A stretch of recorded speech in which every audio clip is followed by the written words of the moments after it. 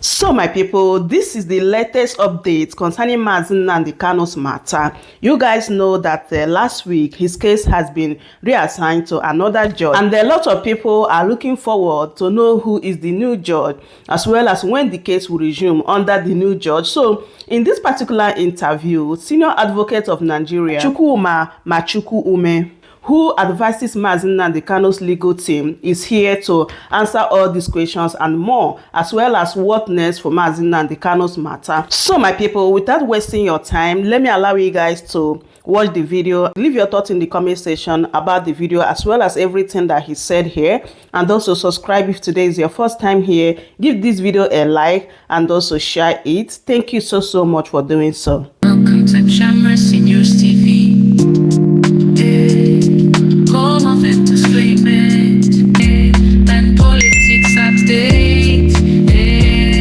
Judge, the stage could be set for a judicial process that may be forced to redefine the delicate balance between free speech and national security in Nigeria.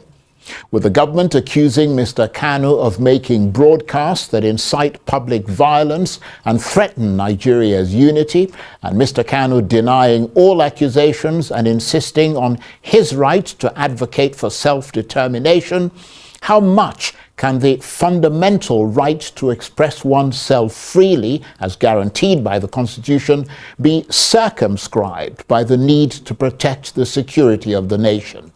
And if that right to freedom of expression is to be limited on national security grounds, how proportionate must it be? Well, for more on all this, I'm joined now in the studio by the former Attorney General and Commissioner for Justice in Imo State, Chukwuma Machukwume, who is a senior advocate of Nigeria who advises Nnamdi Kanu's legal team. Thank you very much indeed for coming in. Thank you, Noble, Charlie. Thank you very much. Does it feel like this time we are getting to a place in the incarceration saga of Nnamdi Kanu that we haven't been before? It is just going round and round and round of it.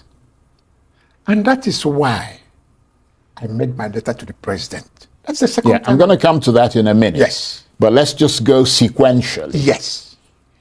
Yes, we're about to start a new journey now. But my question now is, why running when we're in the wrong direction? That's my problem. Why running when we're in the wrong direction? This matter of Nnamdi Kanu, can it only be settled in court? Is it the only way? Is that the best way to approach it? That's a good point. But political issues come up like this. But let's take it, as I said, sequentially. Good. A much higher level of positive signals coming as a result of the prompt administrative intervention of Nigeria's Chief Justice, which appears to have broken, as we mentioned at the outset, the impasse over the request for a new judge to handle the matter. How much does that mark a significant shift in the proceedings? Yes, the proceeding was stalled because you heard what Nnamdi Kanu said. He doesn't want to be tried by the same way. He raised up some legal issues. And then I think he wrote a letter to the CJN and asked for that it be intervened. Yes, a new judge, I think, have been appointed now, have been assigned the case, and I think a hearing notice have been issued. So we start a new plate. But at the end of the day, is that the best solution? Yeah, but as I said, we're taking this sequentially. We're going to get to what the other potential solutions are. We're going to get to the letter that you've written, all of that. But do you know who the new judge is? Or you're not prepared to reveal it yet? I think I had a discussion with the good friend, the special counsel, Lawyer Jimako. We had a discussion about it, but then I'm not too sure that's what I'm going to keep talking here, because it is something that will envelop itself. Right. So yes. You guys are not prepared to reveal who the new judge is. You know, changes take place. My father told me to live is to change, and to be perfect in life is to have changed often. So until it appears before a judge. That's when we know. Right. We don't know who we said, I'm no longer, please, I'm not interested in this thing. So at that stage, Right. it will be unnecessarily. And do you know when the case will now resume under the new judge? Because one assumes that he or she will need to familiarize with the charges against Mr. Kanu and the background to the case. It is very, very important. Very, very crucial.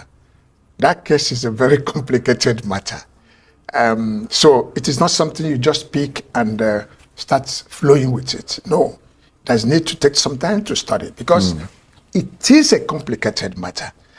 And I think that's why it might be better to find the other route to it.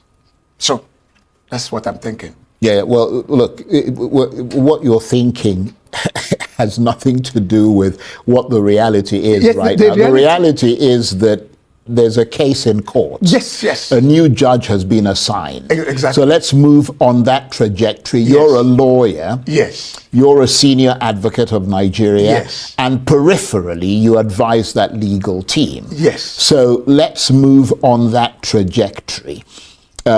Could this familiarization process for the new judge mean that there will have to be possibly fresh arguments on key points, possibly new motions from the defense and the prosecution? Certainly. Everything will start all afresh. Arraignment and all that. We start all afresh with the new judge. So everything will take all afresh. Right. He has to enter his plea, whether guilty or not guilty, all that will start all afresh. And what sort of expectations do you have at this point based on the fact that things are going to be given, if you like, a fresh impetus? What I expect is by the time the charges are read and all that, and the accused person studies it and is advised, then that's where the next road would be hit. Yeah, but is there, I mean, from a legal point of view, and you can tell us, tell the audience, many of whom don't have a legal background, given that the case has come this far, what would be the need for the submission of new sort of, fresh arguments and all that sort of thing? I mean, you would have thought that it's all there on record, what the arguments that have been made are. Yes, you see, by the time the matter is coming up, we do not know yet what charges will come up. The prosecutor has rights to make a lot of changes. Yeah, because they've gone from treason to terrorism. And then you see how the charges were watering down, Right. coming down in number, coming down in the content and all that. So maybe a reflection may make it necessary. Either the charges are withdrawn entirely, because being assigned to another judge is not the same thing as you must go on with the charges. So the government has their power to say, no, we're done with this matter. We're withdrawing all these charges. Or we're amending it, we're changing it, or we are increasing it, or whatever. So these are the possibilities. Right. But the most important thing is by the time the day is done, we might be asking, what is the best way out? Yeah, but for you, from your point of view, you being sort of the defense team, what would be the substance of your arguments in court when that case resumes again? Will it be along the same trajectory, that essentially this is an issue of freedom of speech and the right to pronounce that he wants self-determination? I guess the team will toe the line on the basis of what they will see as the charges. Yeah, they'll react to whatever the new whatever charges is the are. charges. Right. So it is the charges that will determine what will be the reaction. Certainly, because it will not be proper to start building a defense to a case you have not even seen. Right. Yes. So let's suggest that this is going to take another pretty long time again. Oh, certainly. Certainly, it's not going to be a Tea Party affair. It's certainly not going to be a Tea Party affair because you are raising an issue that has a lot to do with the freedom of somebody, with the leading him to either imprisonment or so. So certainly, it's not going to be a Tea Party affair. No, we're not suggesting that it will be a Tea Party. I mean, the point is that he's already been incarcerated for a long period of time. And what I'm saying is that the longer the case drags on, the longer it wears everybody down, doesn't it? Certainly. Yeah, but your expectation is that it's going to drag on for some time still. Our expectation is, my expectation is posed on the line of some activities earlier, like the letter I'm talking about, is probably, but the next adjourned date, or whenever the hearing notice is given, that we might go there and a different toll gate is taken. And maybe the case will be withdrawn and... right. But you don't have any idea at this point when you're all going to appear in court again? I personally, I do not have, or I do not have the mandate to discuss it. To disclose it? Yes. But you may well have a sense of when it's going to happen. Just the court has the discretion. Right. Any day it wants, it will issue a hearing notice and say, appear before me. Right. And is it your expectation, let me put it in a different way, or at the very least your hope, that the new judge will prioritize a fair and speedy trial? Every judge is expected to be on the road of fair hearing, speedy trial. No, but obviously that did not, in your assessment, the assessment of your clients didn't happen in the past with the previous judge. Yes. So that is why he wrote a letter, and the Chief Justice then intervened, and the Chief Judge of Abuja then, Federal High Court moved the case to another judge. Yes. What I'm saying is that, given that, is it your expectation that things will now move, given all the impetus behind it? Yes. That it'll move on a new trajectory? The accused will certainly expect that, following the hindsight, what have happened in the past, that a new dawn will be there. And the matter will be moved in a more fairly way and in a more open manner and in a more speedy way. Right. So that's what we'll be expecting. But then what we're going to meet there, it will be assessed at the spot. And what has been Nnamdi Kanu's reaction to all of this? I understand you saw him recently. I do. Yes, the reaction is, of course, he made a point, and I think he has had, the points have been looked into, and I think the reality we have now is that the government or the judiciary, the CJN has seen a point to what he raised, and a new judge is assigned. So, I understand there were some points he was making to you about things he wanted to clarify with the public or something. Is that a fact? All he wanted to say is what is the best way? What is the best way to handle this matter? And that's why I wrote the letter I wrote. I did. Look, you see, Nnamdi Kanu's issue is a nation-building matter. It's a nation-building matter. So it is not something that we must do in this squeezy way of handling it without looking at the bigger picture of Nigeria. We have to put the bigger picture of Nigeria into place. Well, the government would argue that there are a number of issues here. One issue is arguably the wider political circumstances that gave rise to whatever it is that he did or said.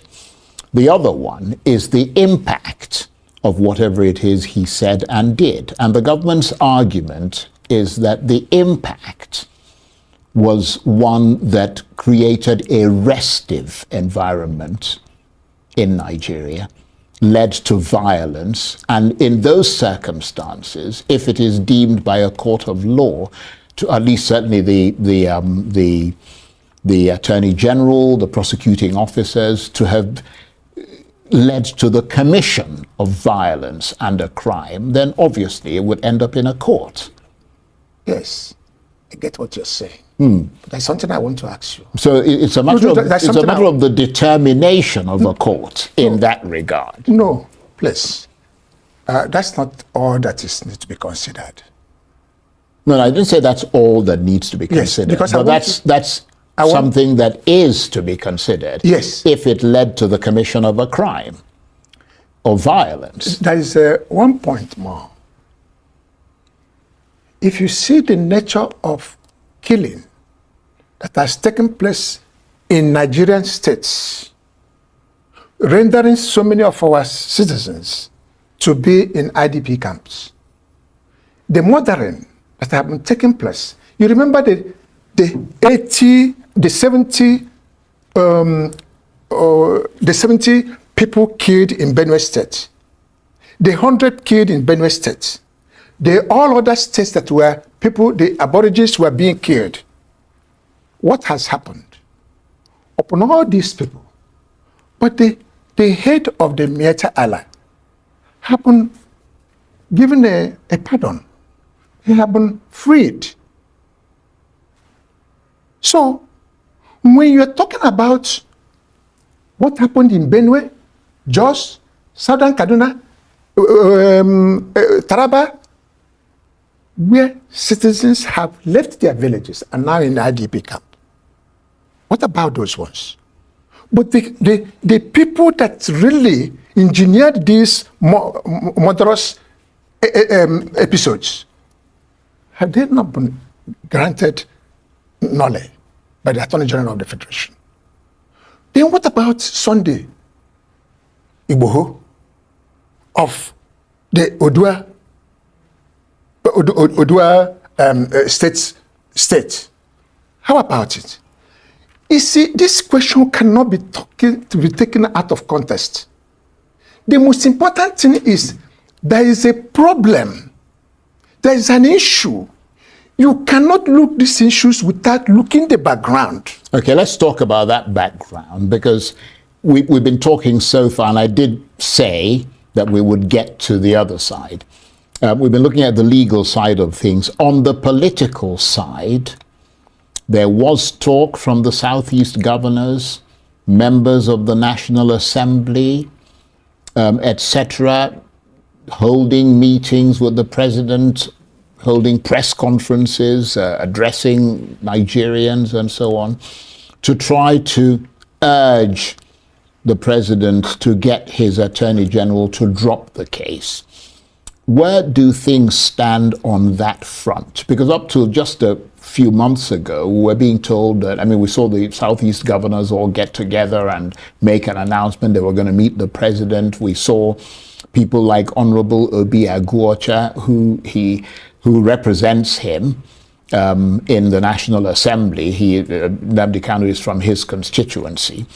They all came here and talked about all the mobilization that was going on and the fact that they had all these people who were working to try and speak to the political element of this and try and get some action in that respect. And then you yourself have intervened to plead directly with the president on Mr. Kanu's behalf. That's a kind of political intervention or the prerogative of mercy or whatever.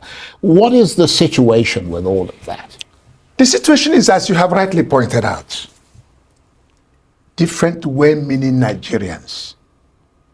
Some of them left. Chief Ayo Adebanjo. He pleaded for the release of him. Ayo Adebanjo, nobody will say that he doesn't understand the political reality of Nigeria. He has seen it all. Chief Edwin Clark has made a lot of vital contribution to the growth of Nigeria. He knew everything about Nnamdi Kanu, and he put in a word before his death. Ezife, Chief Ezife, Ezife is a seasoned statesman. Before his death, he raised this issue. Is it Amechi? Is it Iwanyan? How many of them? All these, plus many other ones, have pleaded because these people understand how Nigeria will benefit from if this Nnamdi Kanu's issue is handled in a political manner. Yes, there are accusations. But as my letter raised, these accusations is trying to solve effect without solving the cause. We are looking at effect without the cause. It is better for us to have a broader picture of what is the Nigerian problem and then start solving it from there.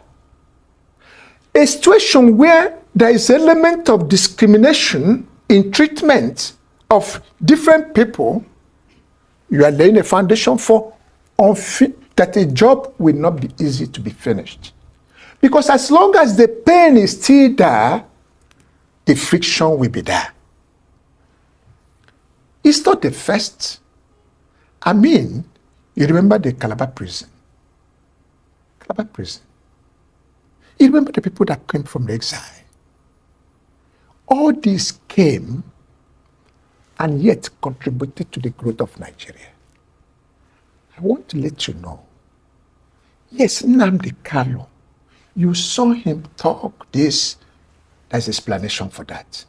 But the most important thing I want to let you know, and I think I have reason to believe so, is if he's released from this quagmire, if he's treated in a proper way, Nigeria will going to benefit far better. All these set-up crises going on in the East, those are crises that are being, staged, taking some advantages. Right. Okay, we're getting to the end of this conversation. Do you think that the current momentum driven by all these people, because they've all been saying things, and then you've got the political leaders, and the most arguably influential political leaders are the governors. Do you think that the current momentum on the political front is strong enough to push through, or are you more confident on the legal side of things? The legal side, I wouldn't be able to determine how it's going to work. The legal side, I wouldn't be able to, because what a lawyer does is to make his own submission. The lawyer doesn't take the pen to write the judgment or to do any other thing. So what I'm inclined to think, and I believe in, is this matter should be handled in a political manner. Right, but assuming it isn't, and it stays in court, and the government insists on seeing it through, are there any notable, clearly defined legal precedents that you know that can influence the outcome of this case? I'm not talking about political pardons and things. I'm talking about legal precedents. Or does the terrorism element raise the stakes considerably? You see, it would be really too very assuming of me to start working on those pedigree. One, no, I said precedents. Until, of course, the precedents are many, but then that's not the issue now. The issue is until the charges are read, until the arraignment is done, and charges are read, right, and plea is taken. And when we cross all these crucibles, then we can start looking at the bigger picture. Right. But short of that, it will be a little bit or presumption. They think that what to do. A lot are still that open. But I think it serves this country better. It serves this country better that we handle this thing in a more matured way. Okay. You see what happened in Canada? Very briefly, because we're out of time. What happened in Canada? Quebec was trying to pull out. What did Canada do? Canada started electing all prime ministers to come from Quebec. Today, are you hearing Quebec succession? You don't do that. Let's pick this thing in a political manner. Let's pick this thing, let there be a discussion. Discussion is better. Because we have, in my letter, I have cited several examples where issue of political handling of this type of issue pays better than thinking that we should rough handle Indeed, it. and that's a reasonable analysis. And on that note, I want to thank you very much indeed for coming in. Chukwuma Machukwu Ume was the former Attorney General and Commissioner for Justice in Imo State. He's a senior advocate of Nigeria, and he advises Nnamdi Kanu's legal team. Thank you very much indeed. Very grateful. Welcome to Shamrasi News TV.